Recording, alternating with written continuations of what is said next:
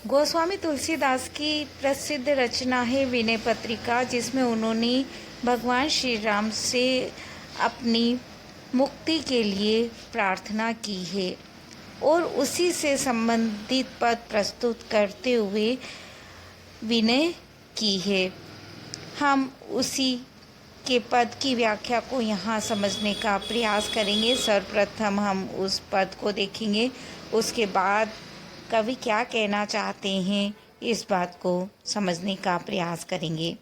कबहू को यही रहनी रहोगो, श्री रघुनाथ कृपालु कृपाते संत स्वभाव गहोगो। जथा लाभ संतोष सदा काहू को कछु न चहोगो, परहित निरत निरंतर मन क्रम वचन नेम निभ होगो। पुरुष वचन अति दुसह श्रवणन सुनी, तेहि पावक न दहोगो। विगत मान सम शीतल मन, पर गुण नहीं दोष गहोगो। परहरि देह जनित चिंता, दुख सुख संबुद्धि सहोगो। तुलसीदास प्रभु यही पथ रही, अविचल हरिभक्ति लहोगो। अपने स्वभाव में किस तरह से बदलाव लाया जाए, किस तरह उनका स्वभाव इतना बदलेगा कि इन सांसारिक माया मोह के कारण जो भी विकृतियाँ उनके मस्तिष्क में आई है वे विकृतियाँ दूर हो सके। इस बात के लिए कवि यहाँ पर श्री राम से प्रार्थना करते हैं।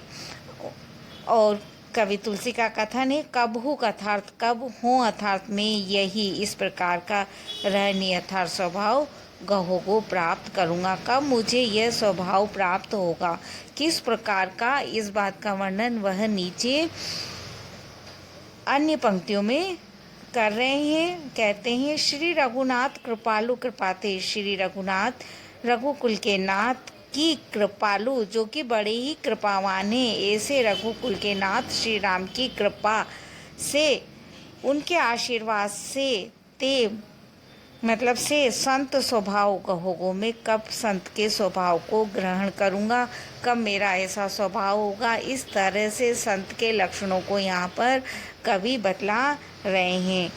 क्या क्या लक्षण संत के होते हैं जो कवि तुलसीदास अपने हृदय में धारण करना चाहते हैं, उनका वर्णन करते हुए कवि का कथन है, परहित निरत निरंतर मन क्रम वचन नेम निभोगो। मन क्रम अर्थात कर्म से और वचन अर्थात वचनों से, नेम मतलब नियम का, निभोगो निभाऊंगा। कब में ऐसा वक्त आएगा जब अपने मन से, अपने कर्म से, अपने वचन से इस नियम का निर्वाह करूंगा। कौन सा नियम? परहित निरत निरंतर, कि मैं हमेशा परहित के, मैं दूसरे के हित में, निरत तथा डूबा हुआ, निरंतर मतलब लगातार मैं दूसरे के हित में डूबा रहूं। इस तरह की भावना कब मैं मन से, कर्म से और हृदय से स्वीकार करूंगा। निबंध आचकमणि भाग 2।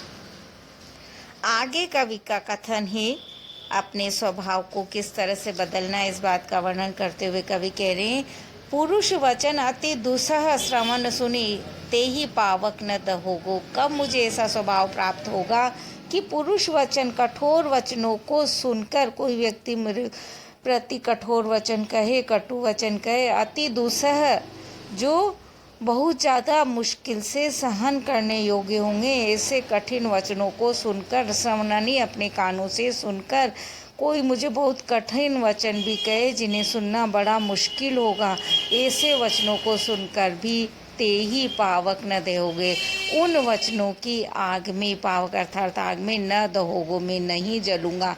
अर्थात कोई कितने ही कठिन वचन कहे परंतु उससे मैं पीड़ित नहीं होऊंगा।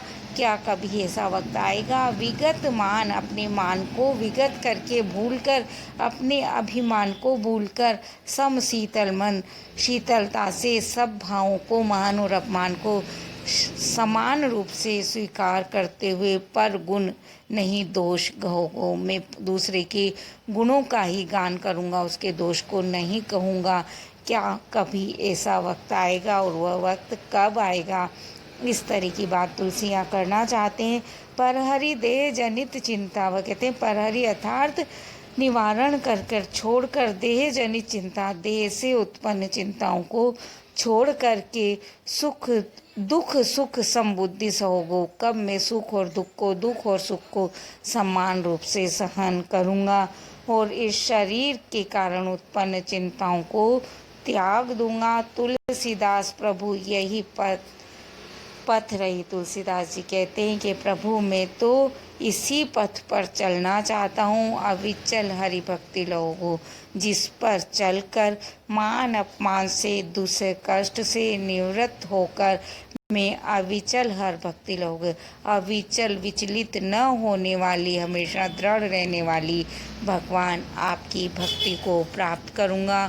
कब ऐसा वक्त आएगा? इस तरह की बात बड़ी ही तन्मयता से तुलसी यहाँ पर अभिव्यक्त करते हैं। इस तरह से श्री राम की कृपा से राम की भक्ति को प्राप्त करना चाहते हैं और अपने मन के स्वभाव को इंद्रियों के कारण पीड़ित होने वाली पीड़ा से वह रहित होना चाहते हैं। इस तरह से संत के स्वभाव के लक्षणों को कवि ने यहाँ पर बहुत ही सरलता से, बहुत ही स्पष्टता से अभिव्यक्ति दी है। आप इस पद को अपने मित्रों को, अपने सहपाठी साथियों को शेयर करें और लाइक भी करें।